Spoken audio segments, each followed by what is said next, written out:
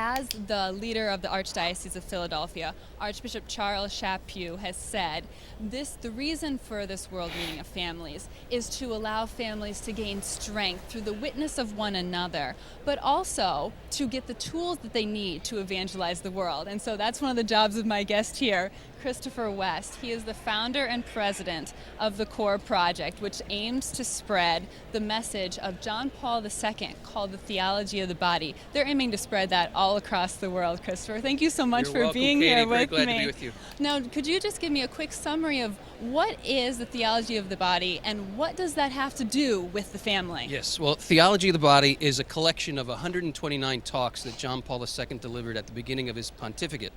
And it's about how our bodies tell the story of divine love. What does that mean? Well, we're made in the image and likeness of God as male and female. So when we study the human body properly, we see that the body tells a story. What kind of story? A man's body doesn't make sense by itself. A woman's body doesn't make sense by itself. But seen in light of each other, we see a call to Holy Communion. And that Holy Communion is an image of the eternal mystery of God, who is himself a Holy Communion. God is life-giving love. God is generous, generating love. And we are made in the image and likeness of God as male and female to be an image of his generous, generating love. And when we live that out, what do we have? We have the family.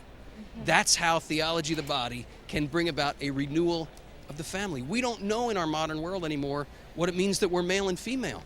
If you go onto Facebook, you can choose from over 50 gender options. And if that's not enough, you can customize your gender.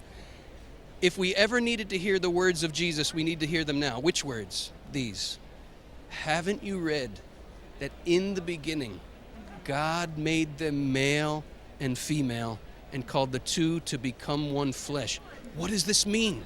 Scripture tells us that the union of the two in one flesh is a great mystery that reveals Christ's love for the church. So often our notion of sexuality is down in the gutter. That's what our pornographic culture has done to us. John Paul II in the Theology of the Body is saying, you want to talk about sex? He's saying this to the modern world. Fine, let's talk about it. But let's not stop at the surface. Let's have the courage to go into the depths of what Scripture calls the great mystery.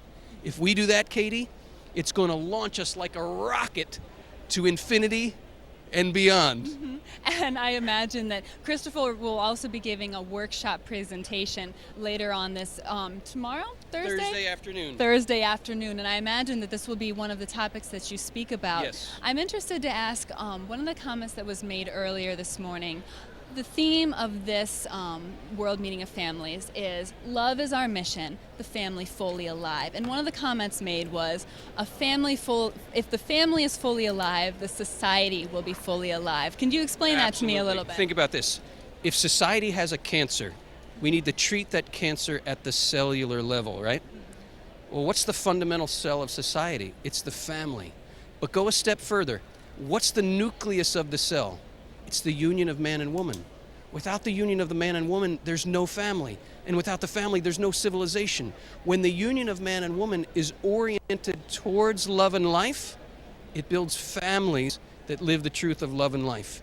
And those families build neighborhoods that live the truth of love and life. Those neighborhoods build communities. Those communities build cities. Those cities build states. Those states build and shape nations.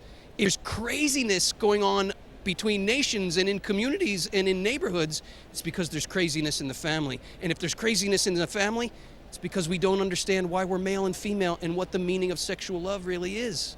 This is why the Theology of the Body is critical to the renewal of marriage and family life, because it takes us back to that fundamental cell, gives us the cure for the cancer. We can inject that into our bloodstream and cure this problem.